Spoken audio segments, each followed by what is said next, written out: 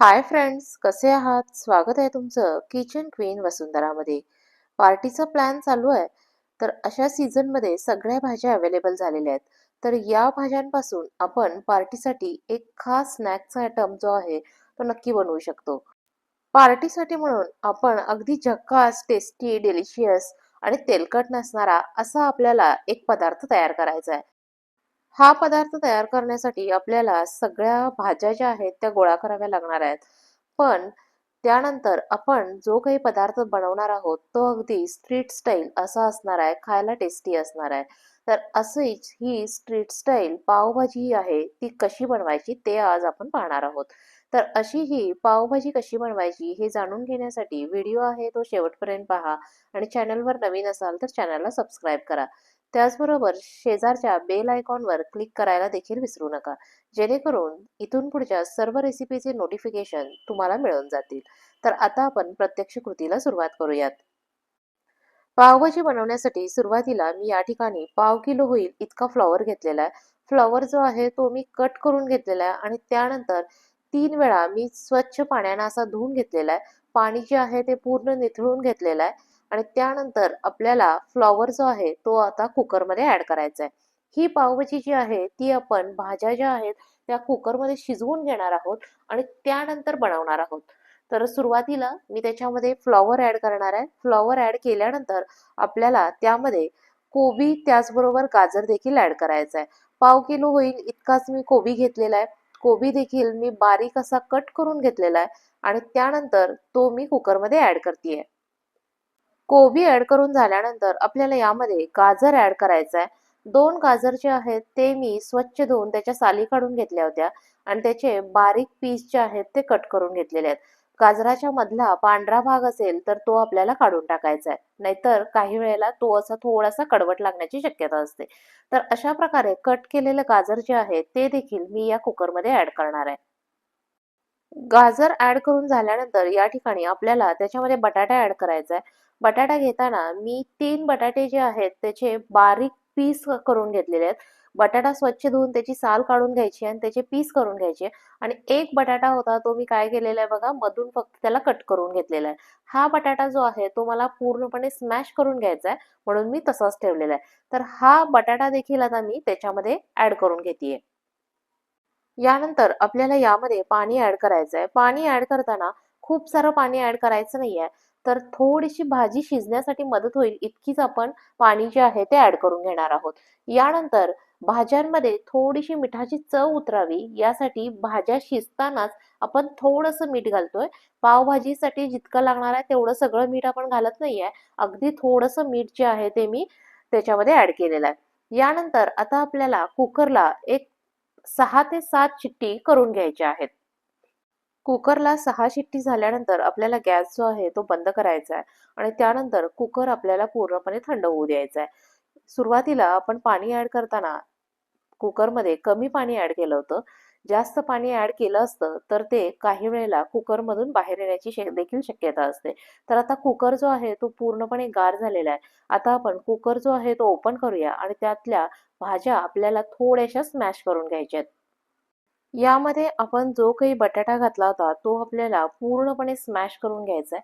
त्यामुळं पावभाजीला थोडासा दाटसरपणा येण्यासाठी आपल्याला मदत होणार आहे. स्मॅशर असेल तर स्मॅशरनं स्मॅश केलं तरी देखील चालेल. अदरवाईज आपण रवीनं देखील त्या स्मॅश करून घेऊ शकतो. तर अशा प्रकारे सगळ्या भाज्या ज्या आहेत त्या मी व्यवस्थित अशा स्मॅश करून घेतलेल्या आहेत. यानंतर पावभाजी बनवण्यासाठी मी प्लेन बूड असलेली कढई घेतलेली आहे. त्यामध्ये 2 टेबलस्पून होईल इतकं बटर वापरायचं आहे. बटर वापरल्यामुळं आपल्या पावभाजीला टेस्ट जी आहे ती चांगली येणार आहे. त्यानंतर बटर जे आहे ते करपू नये यासाठी आपल्याला त्याच्यामध्ये 2 ते 3 टेबलस्पून होईल इतकं तेल ऍड करायचं आहे आणि आता आपल्याला बटर आणि तेल जे आहे ते चांगलं गरम करून घ्यायचं आहे. ते चांगलं बटर जे आहे ते मेल्ट होऊ द्यायचं आहे. मला बटर थोडंसं कमी वाटत होतं, त्यामुळे मी परत एकदा 1 टेबलस्पून होईल इतकं बटर जे आहे ते त्याच्यामध्ये ऍड करून घेतलेलं आहे. बटर आपल्याला पूर्णपणे मेल्ट करून घ्यायचं आहे. बटर पूर्ण मेल्ट झालं की आपल्याला आता यामध्ये फोडणीसाठी म्हणून 1 टीस्पून होईल इतकी मोहरी, त्याचबरोबर 1 टीस्पून होईल इतके जिरे ऍड करायचे आहेत. जिरे मोहरी तडतडली की आपल्याला यामध्ये बारीक चिरलेला कांदा जो आहे तो ऍड करून भाजून घ्यायचा आहे। या ठिकाणी मी 3 कांदे जे आहेत ते बारीक कट करून घेतलेले आणि ते आपल्याला आता मीडियम फ्लेमवर छान असे भाजून घ्यायचे आहेत। कांदा भाजताना आपल्याला गॅसची फ्लेम जी आहे ती मीडियम ठेवायची आहे। गॅसची फ्लेम जी आहे ती आपण अगदीच मोठी ठेवली तर बटर जे आहे ते करपण्याचे चान्स असतो। म्हणून आपण मीडियम फ्लेमवर एक 6 ते 7 मिनिटासाठी कांदा जो आहे तो छान असा परतून घेऊया।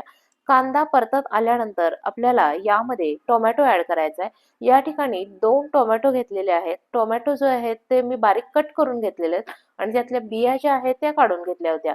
तर आता आपण यामध्ये टोमॅटो देखील ऍड करतोय आणि टोमॅटो देखील आपल्याला या सगळ्याबरोबर छान असा भाजून घ्यायचा आहे। 2 मिनिटं टोमॅटो आहे तो मी छान असा परतून घेतलेला आहे। त्यानंतर आपल्याला लगेचच यामध्ये शिमला मिरची ऍड करायची आहे। या ठिकाणी मी 2 मिरच्या ज्या आहेत त्या बारीक अशा कट करून घेतलेल्या आहेत। त्यातल्या बिया ज्या आहेत त्या आपल्याला काढून टाकायच्या आहेत आणि उरलेली शिमला मिरची आहे ती बारीक कट करून आपल्याला यामध्ये ऍड करायची आहे। असं केल्यामुळे शिमला मिरची आहे ती थोडीशी या सगळ्याबरोबर शिजली जाईल। आपण इतर भाज्या शिजवताना त्यामध्ये शिमला मिर्च त्याचबरोबर वाटाणा जो होता, मटार जो होता तो त्याच्यामध्ये ऍड केलेला नाहीये। तर या ठिकाणी मी शिमला मिरची ऍड केलेली आहे आणि ती देखील आता थोडीशी याबरोबर शिजवून घेते। हे सगळं करताना आपल्याला गॅसची फ्लेम जी आहे ती मीडियम ठेवायची आहे आणि त्याचबरोबर आपल्याला या भाज्या ज्या आहेत त्या कंटिन्युअसली अशा हलवत राहायच्यात, जेणेकरून त्या खाली करपता कामा नयेत आणि सगळ्या भाज्या ज्या आहेत त्या एकसारख्या व्यवस्थित शिजल्या गेल्या पाहिजेत। 5 ते 6 मिनिटासाठी शिमला मिर्च सुद्धा मी या टोमॅटो बरोबर छान अशी शिजवून घेतलेली आहे। यानंतर आपल्याला यामध्ये आलं लसूण पेस्ट ऍड करायची आहे। या ठिकाणी मी रेडीमेड आलं लसूण पेस्ट जी आहे ती वापरत आहे। जर तुमच्याकडे रेडीमेड आलं लसूण पेस्ट नसेल तर 2 इंच आलं आणि एक 8 ते 10 होतील इतक्या लसूण पाकळ्या ज्या आहेत त्या आपल्याला मिक्सरला चांगल्या अशा बारीक करून घ्यायच्यात। आवश्यकता असेल तर त्याच्यामध्ये वाटताना थोडंसं पाणी घातलं तरी देखील चालेल आणि चांगली पेस्ट अशी तयार करून घ्यायची आहे। तर अशा प्रकारे या ठिकाणी मी 2 टेबलस्पून होईल इतकी आलं लसूण पेस्ट जी आहे ती ऍड केलेली आहे आणि ती देखील या सगळ्याबरोबर थोडीशी मी भाजून घेतेय। आता आपण यामध्ये अर्धा टीस्पून होईल इतकी हळद ऍड करणार आहोत आणि ती देखील आपण या सगळ्याबरोबर थोडीशी भाजून घेऊयात। यानंतर मी यामध्ये 2 टेबलस्पून होईल इतकी लाल मिरची पावडर जी आहे ती ऍड करणार आहे। या ठिकाणी मी वापरलेली लाल मिरची पावडर जी आहे ती बेडगी मिरची पावडर आहे। त्यामुळं आपल्या पावभाजीला कलर देखील छान असा येणार आहे। लाल मिरची पावडर देखील आपण या सगळ्याबरोबर चांगली अशी मिक्स करून घेऊयात। यानंतर आपल्याला यामध्ये पावभाजी मसाला ऍड करायचा आहे। या ठिकाणी मी 2 टेबलस्पून होईल इतका पावभाजी मसाला यामध्ये ऍड करून घेणार आहे। मसाला जो आहे तो मी सगळ्याबरोबर चांगला व्यवस्थित मिक्स करून घेतलेला आहे। त्यानंतर मसाला जळू नये, करपू नये यासाठी यामध्ये मी पाणी ऍड करणार आहे। पाणी ऍड करताना मी सुरुवातीलाच पाणी जे आहे ते गरम करून घेतलं होतं। या ठिकाणी मी एक 3 ते 4 टेबलस्पून होईल इतकं गरम पाणी त्याच्यामध्ये ऍड केलेलं आहे आणि सगळं छान असं मिक्स करून घेतलेलं आहे। गरम पाणी ऍड केल्यामुळं आपल्या पावभाजीला कलर जो आहे तो चांगला येणार आहे। पावभाजी मसाला ऍड करून झाल्यानंतर आपल्याला यामध्ये गरम मसाला ऍड करायचा आहे। या ठिकाणी मी अर्धा टेबलस्पून होईल इतका गरम मसाला जो आहे तो ऍड केलेला आहे। गरम मसाला देखील या सगळ्यामध्ये मी छान असा मिक्स करून घेतलेला आहे। आता यानंतर आपण ज्या काही भाज्या कुकरला शिजवून स्मॅश करून घेतल्या होत्या त्या भाज्या ज्या आहेत त्या ऍड करूयात। भाज्या ऍड करून झाल्यानंतर आपल्याला गॅसची फ्लेम जी आहे ती मीडियम करायची आहे आणि आता हे सगळं आपण व्यवस्थित मिक्स करून घेतोय।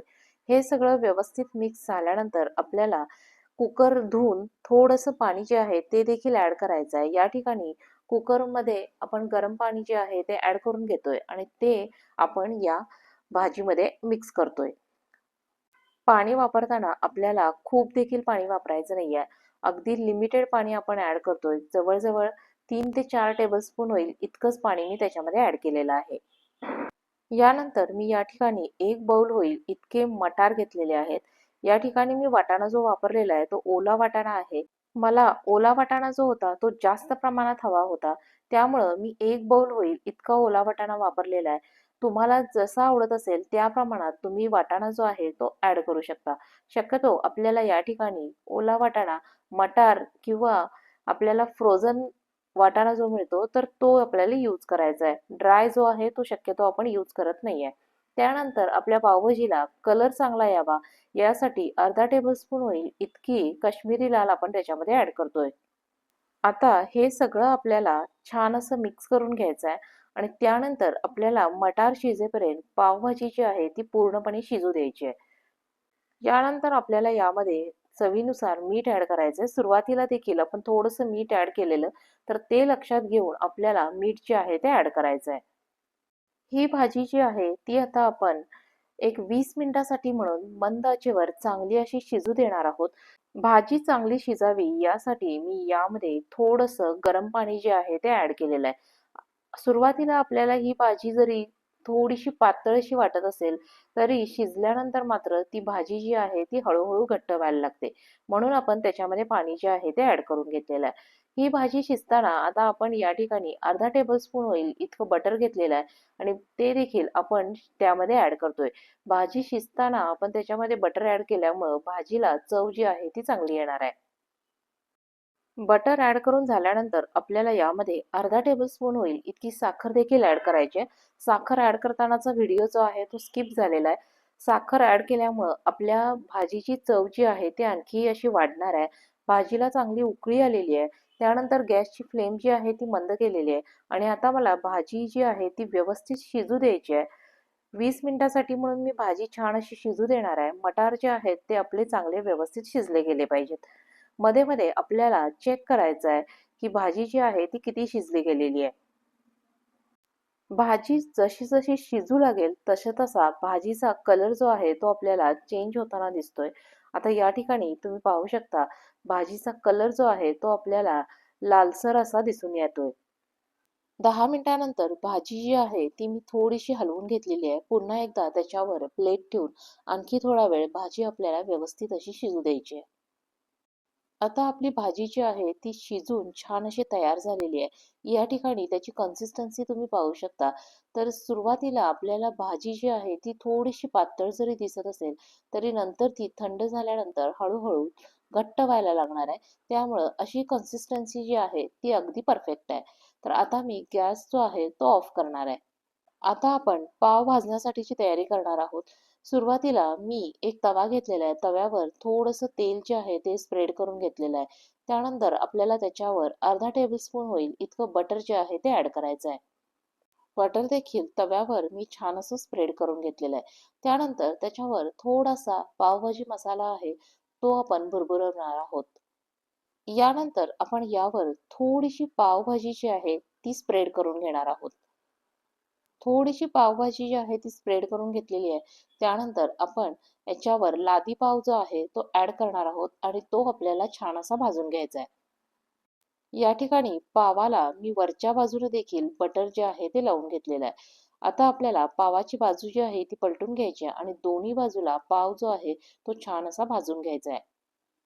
पाव आपल्याला खूप असा कडक देखील होऊ द्यायचा नाहीये. सॉफ्ट असाच ठेवायचा आहे. मंद आचेवर मी दोन्ही बाजूनी पाव जो आहे तो छान असा भाजून घेतलेला आहे आणि तो आता मी प्लेटमध्ये काढून घेतलेला आहे. यानंतर आपल्याला पावभाजी जी आहे ती सर्व्ह करायची आहे. पावभाजी सर्व्ह करण्यासाठी मी पर्टिक्युलर अशी 3 कप्पे असलेली प्लेट घेतलेली आहे. त्याच्यामध्ये एकामध्ये पावभाजी ऍड केलेली आहे आणि त्यानंतर त्याच्यावर वरून कांदा आणि कोथिंबीर स्प्रेड केलेली आहे. पावावर देखील थोडीशी कोथिंबीर जी आहे ती मी स्प्रेड केलेली आहे. तर अशा प्रकारे आपली पावभाजी जी आहे ती खाण्यासाठी म्हणून रेडी झालेली आहे. वरून लिंबू पिळून छान असा पावभाजीचा आपण आस्वाद घेऊया. तर ही होती आपली आजची पावभाजी बनवण्याची रेसिपी. रेसिपी आवडली असेल तर व्हिडिओला लाईक करा, शेअर करा. त्याचबरोबर चॅनलवर नवीन असाल तर चॅनलला सबस्क्राईब करा. रेसिपी शेवटपर्यंत पाहिल्याबद्दल धन्यवाद. लवकरच भेटूया नवीन रेसिपीसह. तोपर्यंत बाय बाय.